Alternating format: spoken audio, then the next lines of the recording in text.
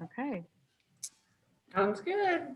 Well, welcome everyone. I'm Eric Morcheski, the CEO of Nimble Strategies. At Nimble Strategies, we focus on strategy and leadership development, as well as change management for nonprofits, small businesses, and public-private partnerships. Hashtag Be Nimble, this show was really created to help improve cultural institutions by bringing leaders together and really sharing their insights and thoughts, their experiences, so that others can learn from them. The show is co-hosted by Dion Brown and myself. Dion Brown is our manager of nonprofit services, our managing director of nonprofit services. We put this show on the second and fourth Tuesday of each month. Joining Dion and I today are Alesha Lifrak and Dana Hines. Alesha is the executive vice president of the Gabriel Group. The Gabriel Group supports nonprofits through fundraising, membership, and donor analytics and lead generation. And prior to the Gabriel Group, Alesha spent 22 years with Boy Scouts of America in various leadership roles, including CEO, Chief Development Officer, and Chief Marketing Officer. And Dana founded Membership Consultants in 1987 as a membership marketing firm serving museums, zoos, aquariums, botanical gardens, and nonprofits. Dana also has co-authored 2 books, Membership Development, an Action Plan for Results, and Membership Marketing in the Digital Age, a handbook for museums and libraries. So we're really excited to have Dana and Alesha here today, joining us and really getting into a talk of what's evolved in annual giving and development over really the last 10, 11 months due to COVID, but really how we're engaging the new economy and the new world as we see it from a membership perspective, from a fundraising perspective. And, kind of with that in mind, we've really talked a little bit last week about this idea that there are essentially 2 groups, right? There are the groups that have continued the dialogue with everyone. And then there are the groups that have really kind of pushed pause on things, maybe for a day, a week, a month, or maybe they've done it for 10 or 11 months now. And those 2 groups we're really seeing, you don't want to say winners and losers come out of it because that's not really the right mentality, but successes and a lack of success coming out of that fundraising perspective. Those groups that really continued the dialogue. Dana, Alesha, what are you seeing that's really, motivated people to keep pushing the message and how they've utilized it? Well, I'll start, Dana, and then if you want to try. I would say what we've seen, we work with about 150 unique clients. So we have a pretty broad spectrum across the US, all regions, several key verticals that we work in the nonprofit space. And everyone was impacted by COVID for sure. Some more so than others, certainly for our cultural institutions that had to completely close their doors. We found that both our appeals that were related to fundraising and or membership for many of our clients was the only source of revenue that they were bringing into the organization throughout whatever that period of time. So for the entirety of 2020, as we look at overall fundraising results, there are some really positive indicators that people were very philanthropically oriented throughout the pandemic. And I think continuing into 2021 will continue to give when asked. The challenges for those who hit pause and stopped communicating and stopped asking in many cases, either because their method of ask was no longer available, maybe it was via a special event or a gala, or because they had a direct mail program that they kind of slashed the budget and said, we have this method still available to us, but we're choosing to not use it. Those clients, those organizations probably are feeling most pain because there was nothing to offset that revenue. But those who continued to keep that conversation alive and continue the asks yielded really in some cases, some exceptional fundraising results. In a lot of cases, in most cases, not enough to offset the losses from other areas, but at least it helped them keep their head above water. So I think from the most global perspective, as hard as it was to do from a budget standpoint, to spend money in those areas, those who did, the ROI was significant. Dana, do you want to add on anything? Sure. I'll add on. So we serve in membership, we're serving predominantly cultural institutions, visitation-based organizations, and literally like 94% of those organizations had to close. And 30% had to close a second time. So there was major disruption, obviously, in everything that they were doing. Like many of us, people went home to work and might not have had access to, their CRM or their usual volunteer group that would help them with renewals and whatnot. So everybody had to, kind of shuffle and just do what they could. So we've done a number of surveys throughout the last 10, 11 months. And what we found was that about 2/3 of our membership manager folks that we talk to have been able to keep their renewal processes going. Some of them have also been able to do acquisition efforts. But the piece that everyone is missing is that face-to-face interaction that happens when they get the direct mail, they get an email, they decide, okay, I'm going to renew or join, but I'm going to do it the next time I visit. Well, if they're not visiting or they're visiting in much smaller numbers, you miss that face-to-face interaction. So everybody is relying much more on, like you say, the touchless interaction, whether that's direct mail, email. We've seen great success with people going back to the phones, especially if they were keeping staff members busy during the closure periods. They could at least be calling people and saying thank you. Or in some cases now, people are revving up and they want to enhance those renewal rates that did dip by doing telemarketing calls to their members, their lapsed members. So everybody's doing as much as they can with whatever they have. And we've actually seen like about 10 or 15% of the people that we survey say membership is actually bringing in more revenue, or we have more members than when we started the year last year. But about 75% or so have seen decreases both in the number of members and revenues, as would be expected. So across the board, if we have to kind of give it a number, I would say people who are experiencing, declines from previous totals, they might be down by somewhere between 10 and 15, 20%. So that's kind of the landscape in terms of the membership world. Hey, Dana and Alicia, this is Dion. I got a question. With Giving Tuesday, did you see did nonprofits, in your opinion, see an uptick or stay the same, or was there a decline on Giving Tuesday? The Giving Tuesday results that I saw we were up year over year over 2019, 26%, I think is the number, 26, 27%. So huge increase for that November over December date for 2019 to 2020. In addition, there was a Giving Tuesday Now effort that took place the first Tuesday of May. And I don't think those results are included. So there was no benchmark against, those were all new dollars. And it was right in the, I don't know if we call it the outset or it felt like it was midstream, but now it's like a million years ago. The pandemic, there was an effort to kind of create that digital giving opportunity. It was very food bank oriented. The May one was because food banks were so overwhelmed for services.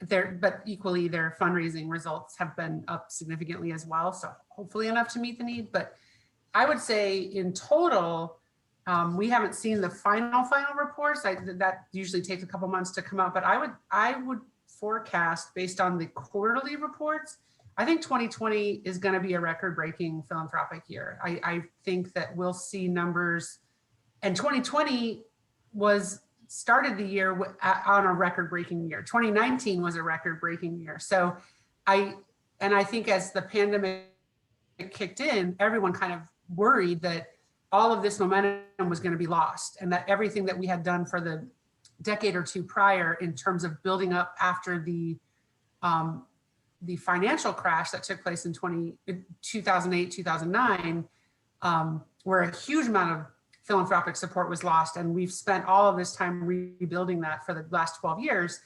I don't think that's going to be the case. I think we'll actually see really, really good returns.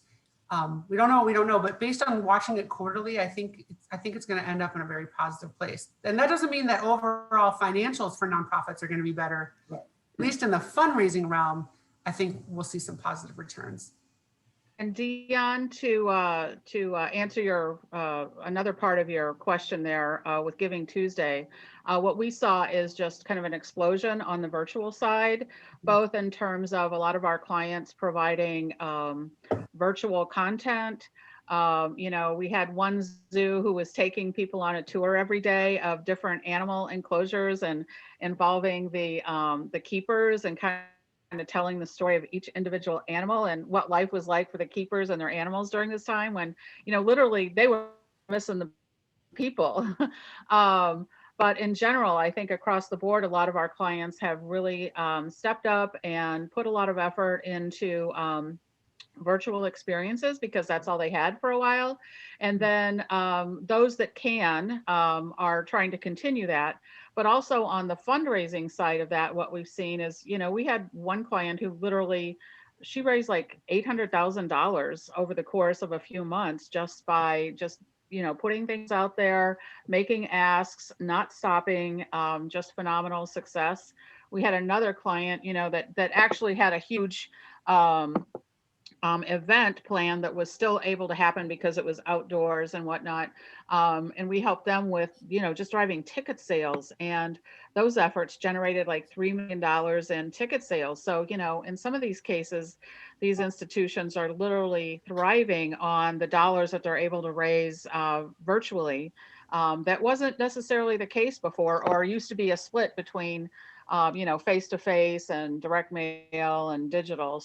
The virtual side of things has really kicked up.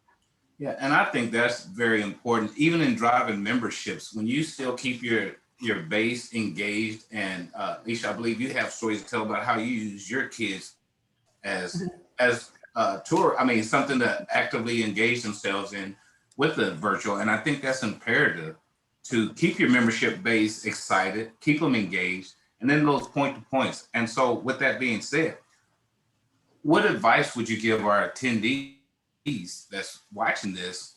A couple examples of what you can do. I mean, you just told some success stories.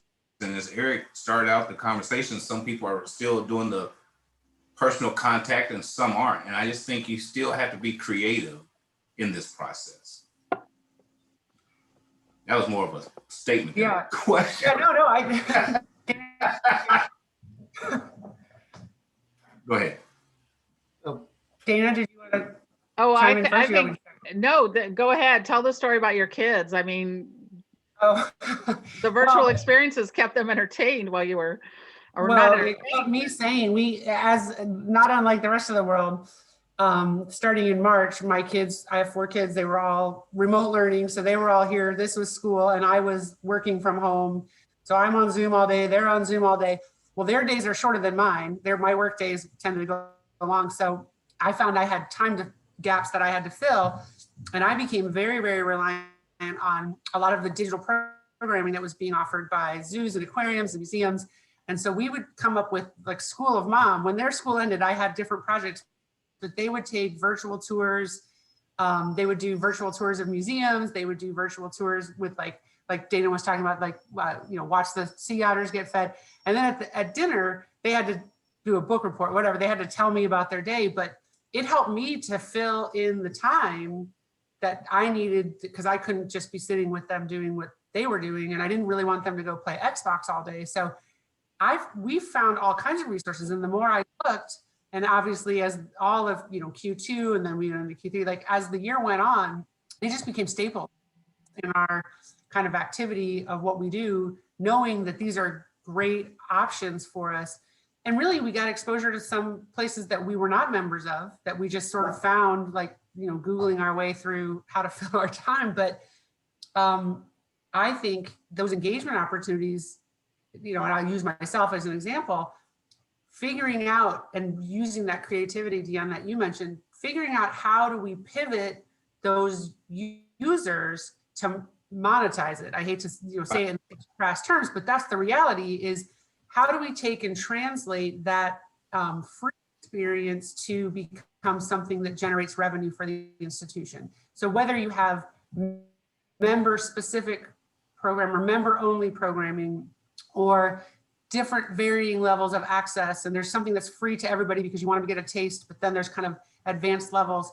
but figuring out how to not walk away from that digital program, even when all the doors are open, even when everything kind of gets back to normal, figuring out how you keep that online audience, because we were touring museums in Paris. Like we were doing things that we wouldn't have as a family have been able to do, but we did because we were all living off of a screen. So I think all of our institutions have to recognize this as the opportunity that it presents and try to figure out what we did to be, to stay relevant and to stay alive in 2020. You can't deprogram that now. Now we have to figure out how do we utilize that and go forward and build it into what we normally do, but make it have value even when the doors are open. Yeah. I think for different institutions, it'll be different things. I don't know if there's a cookie cutter thing, but I think everyone needs to be thinking strategically about how to employ those channels and those methods as we go forward. Well, I know. Right. And, we've got some clients who have started to try to monetize, and it's working, or convert what had been in-person events to virtual events and still be able to charge money for them. So we have one zoo client that just had a series of cocktails with the curator, and it was like $15.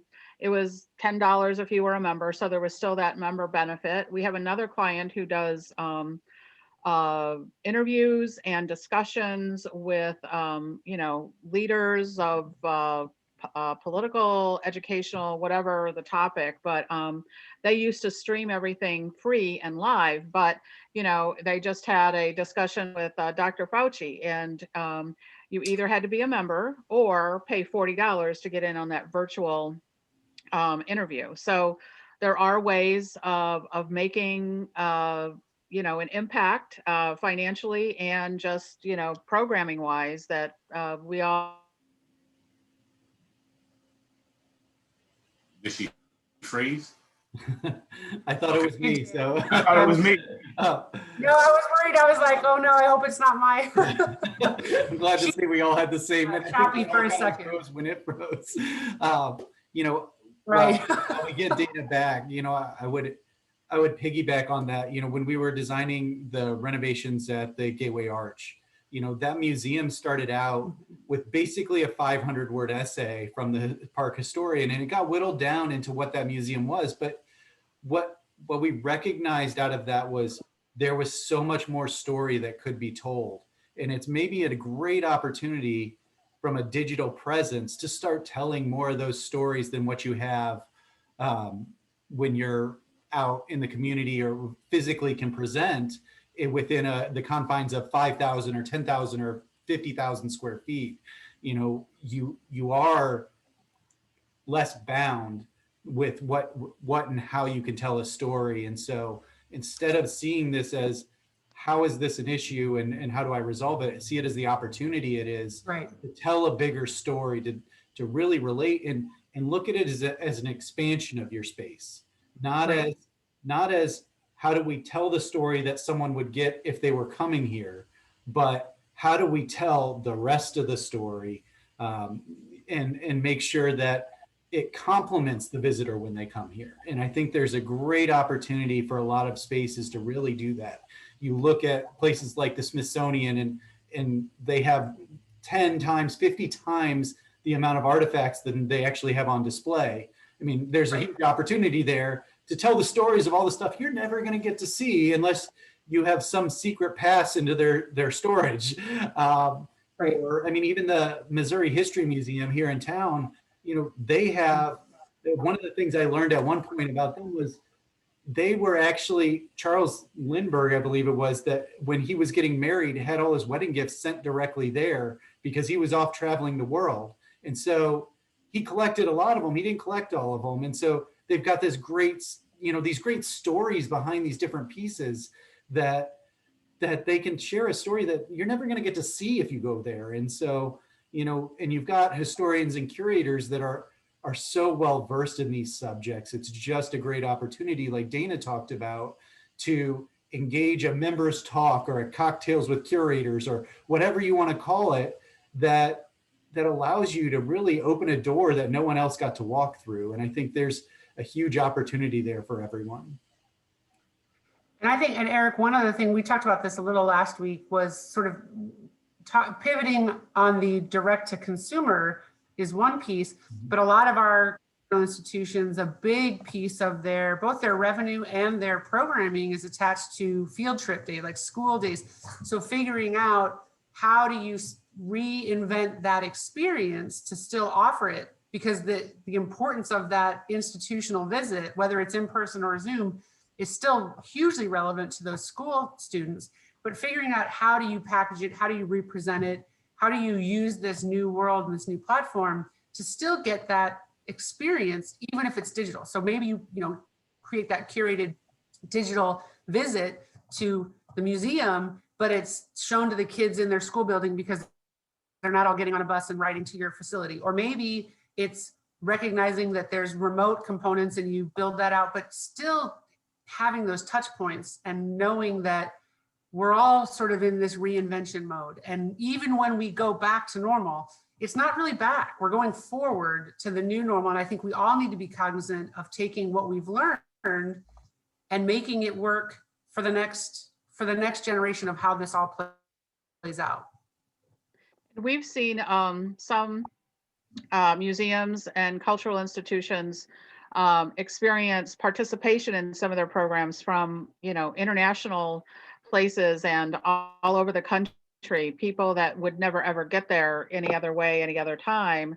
And some of them have actually pivoted and decided to create a new virtual category for people, what might have been a national category previously, but make it a virtual experience. And then if they ever do want to come and visit, they can, jump onto a different level, but, at least make the experiences available to people anywhere and everywhere if they choose to continue to be part of the organization's offerings going forward. Some organizations have taken what they were doing, for everyone, and it was free every day, and bringing that in and making it a member benefit. So that's also something that we've seen in addition to monetizing the virtual offerings. And I would say, depending on the organization, initially when all this started, everybody was working from home, and some of those people didn't have their regular day-to-day jobs to do, so they could make these virtual experiences happen. And now that more places are reopened and they have to go back to their whatever their original day job description was, it is harder to put all that out there. So depending on the size of the organization and whether or not they experienced any staff cuts, and about a third of our clients did, that just makes it a bigger challenge. But I think the case has been made to fund those opportunities and experiences wherever possible going forward, once we all get back on a good financial footing, at least. Hey, Dana, you said something I've been curious about. So you just mentioned staff cutting. From what you've seen, are people, and it could be across the board, but is development departments taking those hits? Because it's the mentality of some EDs, presidents, and boards.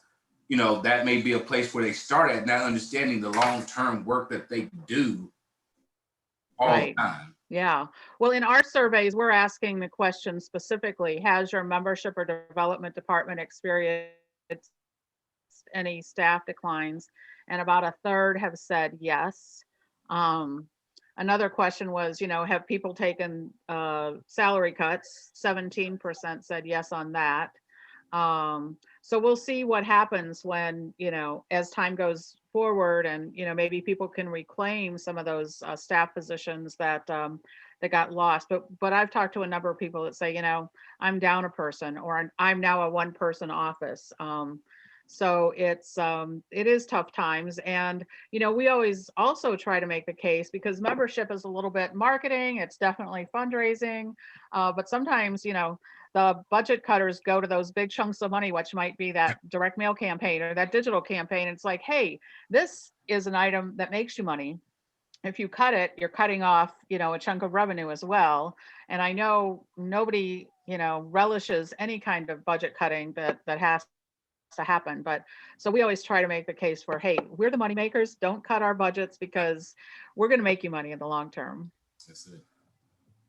Yeah, I just read, I don't know if it was Chronicle Philanthropy or Nonprofit Times, but just December alone, 50,000 nonprofit jobs were lost. So I think it's still happening. I know that there was a hope for, recovery, that we would be in the recovery stage by now.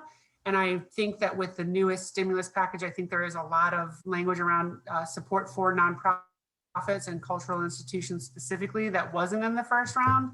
So hopefully we'll start to see some of those rebounds.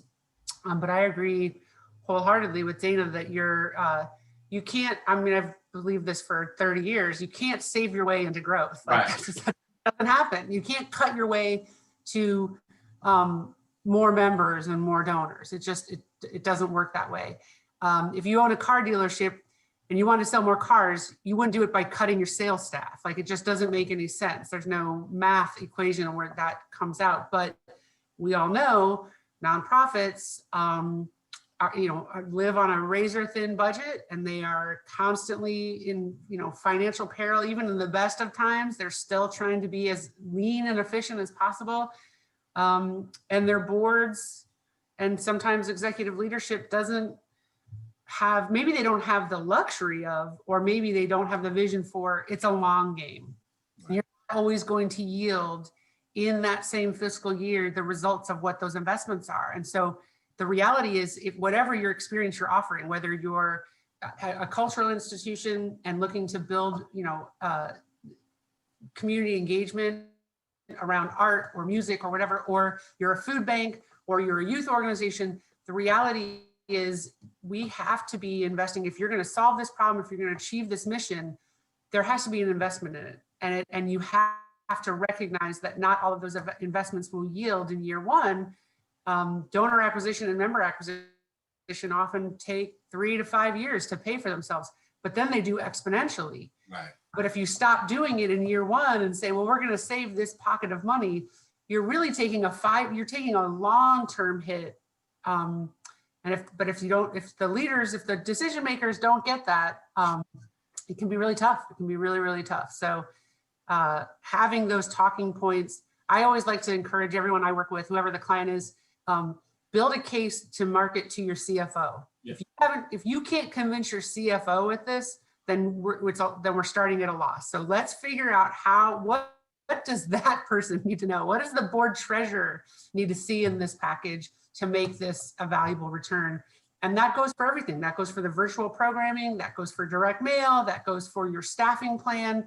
But you have to build out the case for how does this yield the return that we're all looking for in the near term and the long term. I have to agree with Eric there. Data. That's his bucket there.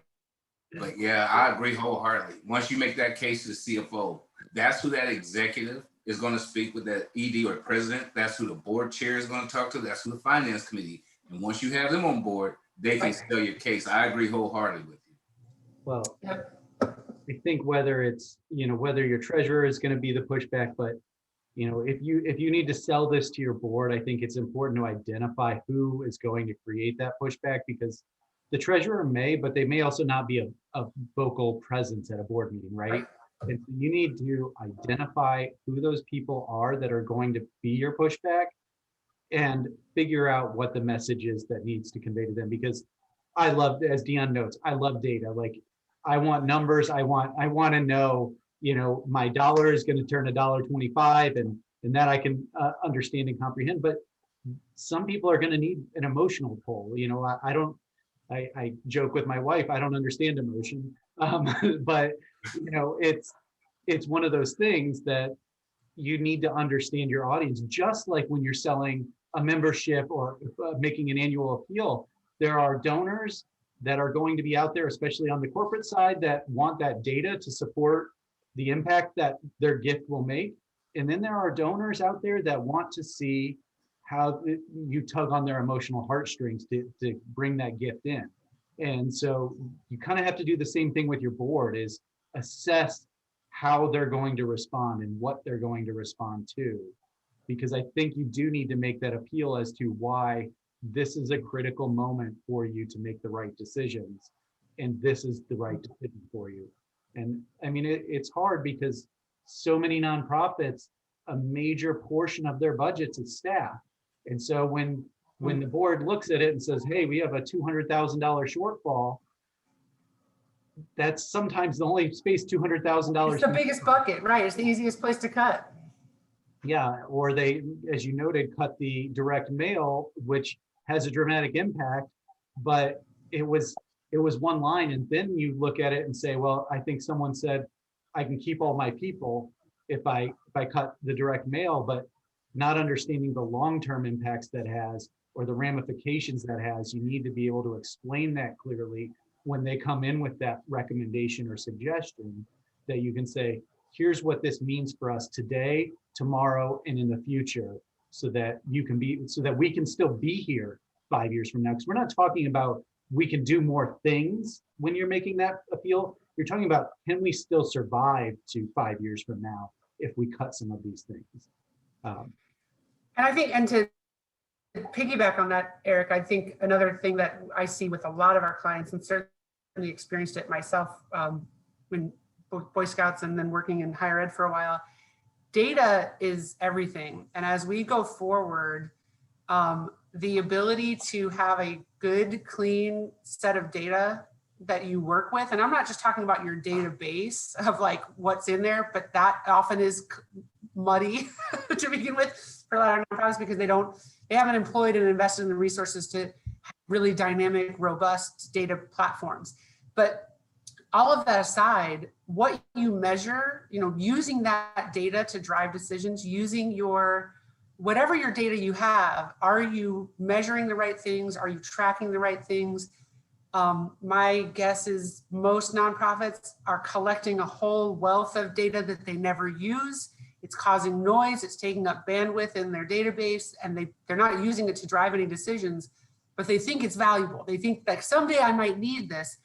And instead, they're not utilizing, like, what are the 5 things that you need to be measuring right now to track, to make decisions, to make the case for where you're going to resource, for where you need to change. And by having those data-driven strategies, is really, that will be an influencer to decision makers, to boards, to donors even, to recognize that you are making really strategic decisions. So I can't agree with you more on the importance of data. And I think that as we look at we have commercial clients as well, they're very data driven. They're very still in many respects data driven strategy and data driven management. So I don't think you can overstate the importance of it, especially now when we are living in a world where channels are modified. I mean, I think we have a lot of virtual stuff going on right now, but I think there's still a need for a multi-channel approach in how we connect with people, because what resonates with one donor or member is not necessarily the same channel with another. And so you have to be able to get to them where they are and where they live. So that's the perfect segue into my question. With our larger donors, probably seasoned individuals, so, how do we connect with them? Because a lot of them may not Zoom. So there has to be a way for our development teams to still keep those engaged. I have my ideas what I would do, but I'd like to hear from you all. Well, I think that Zoom is one platform. I know a lot of major gift officers have transitioned their "let me take you to coffee" to "let me meet you on Zoom." So I think that migration is happening. I think telephone, people are answering their phone more than they used to. I never answer. I hate phone calls, and now I tend to pick up the phone more this year than I used to. So I think the phone is another thing. I also think that utilizing volume, kind of a mass communications tool, but with really meaningful stories, and understanding the cultivation component of impact reports, newsletters, not asks, not a direct ask, but letting your donors, especially your major gift donors, know the impact of their gift by connecting what their contribution is to what it has been achieved, and making it really donor focused on, thank you, this is what because of you, this is what's happening. Keeping that alive and well in all of the communication channels that need to take place is imperative. I don't think you can rely on any one. I know there's been a big shift to digital with email, and I think that digital continues to be a growing space. I still see it as a peripheral in the overall, because email is very easy to delete. A lot of people are still working from home. A lot of people are still in their house. People look forward to mail. I think you still have to be in the mail. I mean, I truly believe that there is something tangible that takes place when you read a newsletter, when you hold the letter, when you look at the pictures, that doesn't resonate with someone on the screen. Now, I would tell my clients who only do direct mail, you really need to add digital. You're going to increase by twofold your response rate if you add these other components. But if I had a client tell me we're going to go all digital, my head would blow off because I would tell them that's you're going the wrong direction. So I think you have to be really strategic and understand where you're resourcing. And then, like back to what Eric and I were just saying, measure those things. You need to really have data-driven strategies to know and fine tune and tweak as you go to make sure that what you're putting out there is resonating and working and yielding a return. But major donors are no different than entry level, annual fund, first time givers. They want to be moved. They want to know the story. They want to understand what the impact of their gift is. The number of zeros on that gift should really translate to the amount of impact that's being made. And then obviously the bigger the donor, the more personalized your communication cadence needs to be. I'll piggyback on what Alicia just said about the mail. With our members and being closed, really the only thing that was bringing in money at some of our organizations were those renewal dollars. And so the clients or the folks out there who were able to continue their mail during their closure period did much better than those that just relied on email. So you can't abandon the mail in that way. And, in some cases, the clients, prospects out there that had outsourced that activity, to someone like us, so we could keep it going versus they're not in the office and they can't, lick the envelope and stamp it and do all of that. Those people were at a disadvantage. So it is important to have, multi-channel, but mail is still a very important part of the membership experience. So just kind of tied to that hard copy of everything. And the thing that's important is the donor pyramid. Your higher value donors tend to be older and they like mail. Anyone older still likes to see something in paper, not exclusively, but I think we are still in where the wealth is and where the affluence is, those folks still prefer to see something on paper. So keeping that in mind. Pre-COVID, I never checked my mail. Now in COVID, I'm literally looking out the window waiting on the mailman. I'm seriously hard. I watch for the mail. I know all my Prime delivery people and my mailman. They know my dog. I didn't used to be here all day. I never saw those people. Now I'm out there, I'm waving at them. Man, we have really created a friendship over these last few months. Yep, it's true. They are heroes. They all of them have had a very hard job this last year. They have. We need to give a cheer out to all those mail people who keep us going. Yep. We got a question in from the audience. I was watching a video by Simon Sinek about not-for-profits. He was talking about not using the term not-for-profit, instead using the term for-impact organization. He mentions that not-for-profit is just a tax status and is limiting. You must make a profit in your organization in order to make an impact. Thoughts? I'll open it up. I've been saying this for years. I hate the nonprofit term is not a business strategy. It's a tax status. And it drives me crazy because I've worked over the course of my career with lots of boards who they didn't want you to have a surplus at the end of the year. Like at the end of a good year, it was like the expectation was like you had to go out and spend all this money. So we were like buying paper clips and buying stocking up for the next year because you didn't want to look like you had more money than you needed in the next year's budget. And it was it's so counterintuitive to long-term planning and actually achieving an impact.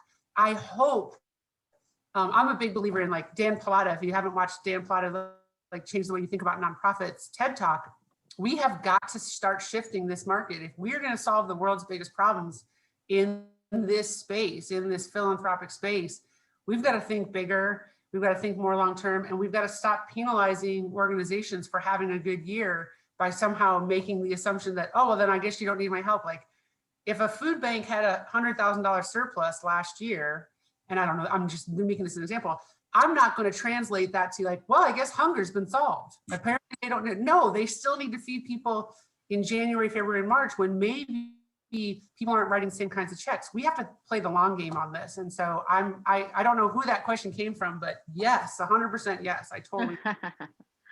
And I think some organizations are better at it already than others, right? You know, in the parks realm, Central Park Conservancy is kind of the gold standard from a fundraising perspective. You know, they have $300+ million endowment. They bring in more money than anyone knows what to do with there. And yet people keep giving to them, right? And it's because they never really took that approach. Their board never took that approach. Right. And one of the reasons, I was out talking with their CEO a few years ago, and he said, look, our biggest donors live right there. And he could point to like, oh, that's right. So that's right. Anytime Central Park does better, their home value rises. And so they can see an impact for themselves for personal reason. And sometimes you just need to resonate the message, I think, as much as anything, to remove the idea that this is we need to fund what's happening tomorrow approach or today approach into this is how we make a greater impact. And I do think that comes from within more than it comes from outside. It comes from how you message today, how you talk about what you're doing. And obviously you need great data behind it, but I do think that sometimes I think nonprofits take the aw shucks, we should just, we shouldn't take too much because there's other organizations out there approach or like we should spend everything that we get in. That's not the right approach, but that's an internal issue that you need to resolve before you can resolve it on an external issue.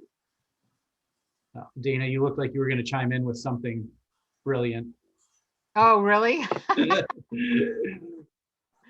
Well, I was just thinking, of course, I was thinking ahead, and we're getting close to our time here in about 10 or 12 minutes. But anyway, I was just thinking about the year ahead and how we just need to encourage people to kind of keep the faith and keep going, even if they have, they're working with fewer dollars or fewer fellow staff members. I think a lot of the organizations that we work with, members kind of came through in a big way. Some of our organizations are like zoos, are very dependent on earned revenue. And when you're closed and you don't have, you can only let 25 or 50% of your capacity in, that puts a big hole. And so it's really the members this past year that have been very, they've been renewing at maybe close to whatever the normal renewal rates would be. They've been upgrading sometimes without being asked. They've responded to those second gift asks, in addition to their membership. So I'm just, hopeful that everybody just keeps the faith, keeps going, keeps fighting, and, we're going to get to a better space, hopefully halfway through the year or so when everything does open back up and some of us have our shots, hopefully. So yeah, I'm just, hope people hang in there. Along the lines, another question just came in. I think it really applies for you, Dana. Are you seeing success for new membership acquisition campaigns in postal only or email and other digital options as well? Great question. Yeah, we have to use all of these options, direct mail, email, and digital these days, because again, that face-to-face might not be available. So we're getting ready. Like I said, we've done a lot of surveys, and I think we did about 6 or 7 throughout the year on COVID's impact on membership. And I was just trying to analyze the last round that we got in, and it really looks like people have the same intentions of doing the same activities that they had been doing pre-COVID. You know, it might have got slashed, or they might not have had the bandwidth to do it all this past year, but the percentages of people who are going to do direct mail and email and digital campaigns looks very similar to the percentages that were going on before. So hopefully it, you know, not too many budgets are terribly slashed that they can't at least keep going. So And yeah. looking at some of the giving stats, and obviously we don't have 2020's numbers, but from 2019, acquisition through digital only still tends to have a very low response rate. And we'll see if 2020 changes that in a meaningful way. Acquisition, I think, has a stronger response rate from direct mail, and then has a 2% increase if you have direct mail paired with email. And then I think another exponential if that package is paired with an email and then also has a social media component, then it's like 6 or 7 times, like the response rate grows exponentially. When there's a digital only acquisition, it's less than 1% response rate is what I've seen. So I think that there still needs to be a tiered approach to how you do it, and then resourcing it based on where you get your responses. But you often will send somebody a mail, and then you get an email, and then they click on the email, but it's because they read the mail. So you can't, it's not single channel response. You have to do what we would call a match back. You need to look at all those and see it as a cumulative to get the response versus one over the other. I would agree. I mean, we talked a lot about touch points. You know, it's not the first time I tell you that we have a membership program that someone says, well, here's my check. Or if they do, it's probably not at the value that you could have gotten if you had gotten into explaining the value of their investment in your organization. So, you know, it takes 5 or 6 touch points for someone to understand why they should support you. And that may be some digital, that may be hearing you talk at an in-person event, but those touch points start to add up, and someone starts to understand the value of your organization. And in doing so, you're really much more likely to draw out a value, a donation from that individual that's in line with what their capacity is, right? And so, you know, we talked about, you know, yeah, okay, so I sent out a direct mail piece and we got $100 check from someone, and that's great.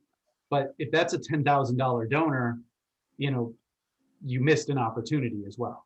And so, you know, you really need across the board to explain the value before someone really maximizes their return for you. Deanna, I mean, we've talked a lot about digital, but one of my favorite stories about you is some of the events that you would put on at the Blues Museum, you know, and how you really turn that into a digital presence and use that for monetizing really some of the concerts, but also creating memberships to an audience, as Dana talked about, on an international basis. It's really been the basics of, you know, we've all touched on it, but as we did at the National Blues Museum, we able to live stream all of our concerts. We used to do live shows. We started out on Friday night, ended up growing into a Thursday night, Friday, and Sundays. And we'd have people all over the world watching, not just in the United States. And to the belief that some people believe if they put their product out there virtually, people won't want to come to the institution. It's not true. It's a totally different experience. They get to sample it, but when they came, it was a totally different experience. But how we capitalize on it is that we sell memberships during these live performances.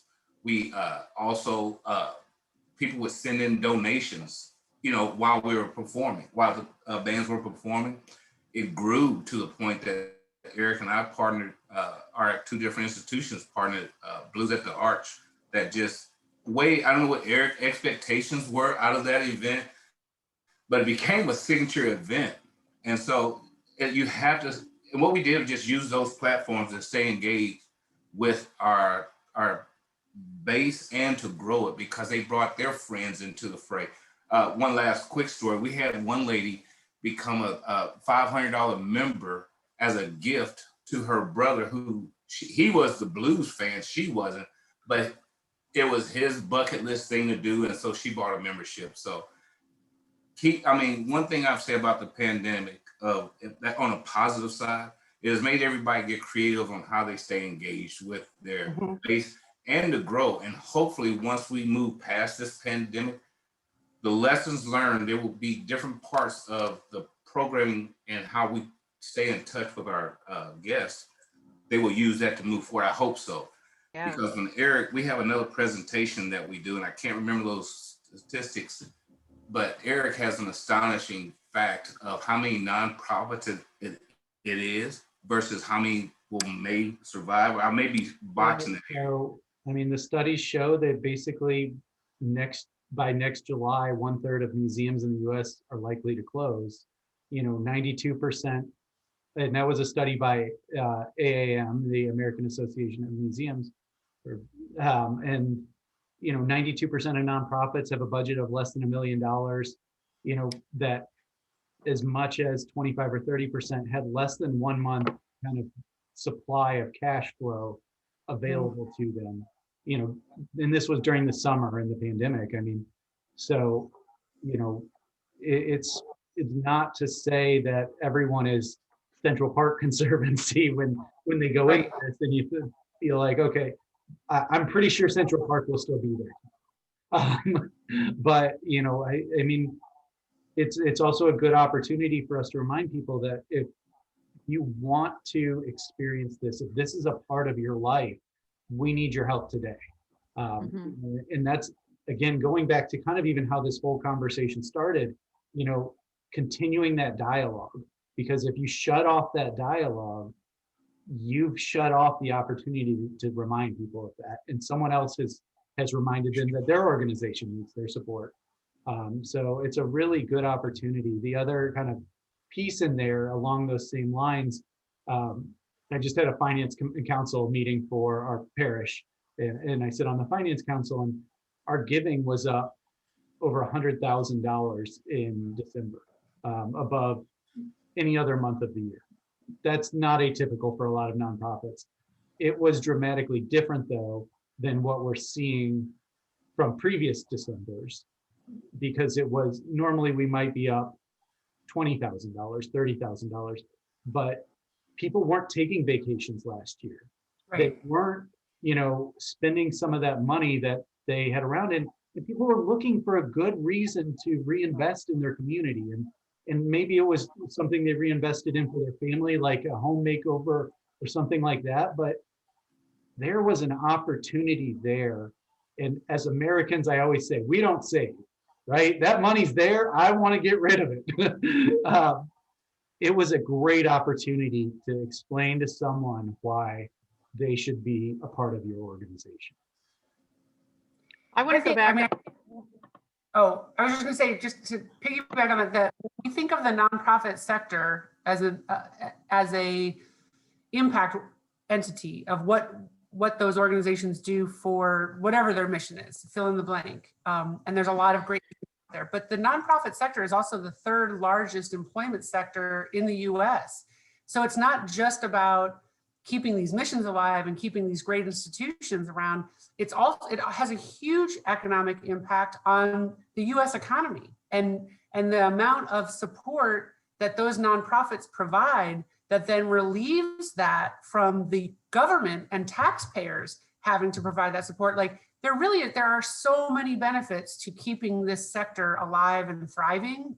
Now, that doesn't mean that that's what you put in the brochure when you're asking for a gift, but all of us need to be advocating for this sector on the larger scale with the recognition of how much it makes a difference, how much impact it is, and not just for your institution, but US wide. We need these organizations to stick around for the long haul. So it's important for everybody. Sorry, Dana, I jumped in. That's okay. I wanted to jump back and piggyback on what Dion said, really maximizing those virtual participants at some of your concerts and whatnot. One of the silver linings, and I'm always trying to look for silver linings in a difficult time, but in this year is that for our types of organizations that are visitation based, once they did open back up, they had to have reserve ticketing online. And so now a lot of our organizations have contact information on the people who've been coming to visit them where they would never have had that before. So the silver lining is hopefully people are growing their email database and can be making asks off of that. And so, you know, I think there are many more than just that one silver lining, but that's one that I've seen. And it's like, you got to take advantage of that because those people were engaged and they're going to remember what you brought to them during this dark period, you know? So that was great to hear. A friend of mine just opened the National Museum of African American Music down in Nashville. Right. The grand opening was virtual. Yeah. And it opens up to the public, I believe, the 30th, coming up. Saturday. But, the 30th, isn't it? Yeah, Saturday, yeah. Okay, Saturday. But what they're doing also, if I'm not mistaken, is they're having member-only previews. Absolutely. So even though it's time ticketing, Yep. they're showing that benefit of a membership that they get the extra time. Yep. We had several clients who were supposed to have grand openings this past year and Yeah. they've been short or non-existent or delayed, but you know, you got to do the best you can. Yeah. So we've got a couple minutes here. Is there any parting thoughts you would like to leave us with? I would just say, if anyone who's on the call who is, you know, struggling and needs assistance, to reach out and ask, like Eric or us or whatever, like there are resources available. There are lessons learned from what's working, what's not working. So don't feel like you have to go it alone. Rely on the expertise of those that can help. And if you need to convince somebody that these are resources worth investing, like there are others, we will help you do that too. But the bottom line is don't go under waiting for this to turn around. It's really going to require a proactive approach at every step. Dana, any thoughts? Yeah, I want to thank the two of you for hosting this, Eric and Dion. And my recommendation is for people to stay connected to your organizations, our organizations. We're all trying to do webinars and surveys and put statistics and data out there. And, you know, just hang in there with all of us together. You know, we're always willing to share information and give best practices and advice. So that's what we do, right? Yeah, and I do think that's important. Is, you know, I think it was understandable when in March, April last year, organizations said, you know, some organizations said, I'm going to push pause. I think none of us thought we'd still be talking about this today, right? So, you know, hopefully by now you've understood we'll go back to our old ways. Right. We need to figure out how to adjust and to see a future for our organization. And I think that's where reaching out to you all, reaching out to us can be helpful. And that may be to engage either of us, or it may just be a conversation, right? I mean, right. That's Deanna and I talk to a lot of different people, just kind of just saying, like, here's what's going on, you know, here's what we're seeing, here's how we would respond to it. You know, just like the two of you, we have a significant history leading organizations, nonprofits and for-profits. And so, you know, we try to come at it with an experienced approach and say, you know, while I was leading, this is how I handled it. Right. You know, I think to me, that's always incredibly valuable. It's not, you know, it's not just here's what I read about in a book of the best way to do this. Unless you read Dana's book, and then maybe it was. That's right. Dana's Thank book. you, Eric. You know, I think that's really a great thing, is that you can bring in significant leadership and experience to kind of inform your decision-making process. My closing thought, Eric, can I throw a closing one in? Well, we're right on the hour, but just be nimble, intended to say that. But anyway, no, because what this has taught, this isn't the first and this won't be the last thing that make us relook how we do business. So work your way through it, pull out the good stuff, keep it, because we're going to need it again one day for some reason. Yeah, we definitely will. And so with that said, thank you so much, Alicia, Dana. I will also make a note on February 9th, our next Be Nimble is entitled It's a Graphic World. And we have Rebecca Kelly, the art director of Hickok Cole Creative, and a friend of mine that I worked with at Gallagher and Associates many years ago, and Justin Childress, creative director of Switch, joining us to talk about how graphics are impacting everything we're doing, from on-site to digital. Obviously, from a fundraising perspective, a graphic can really tell a story when it becomes a part of that digital package or that mailing package.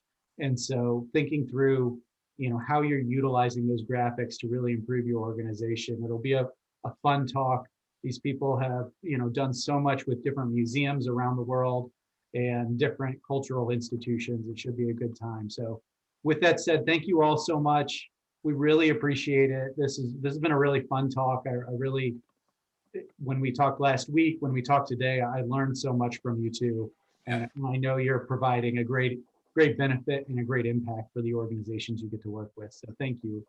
And with that said, Thank you for the invitation. This is great. Yeah, thank you. Thanks, Thank Dana. you. Okay. All right, Thanks, bye-bye. everyone. Have a great Good to day, see everyone. everyone. bye. Bye-bye.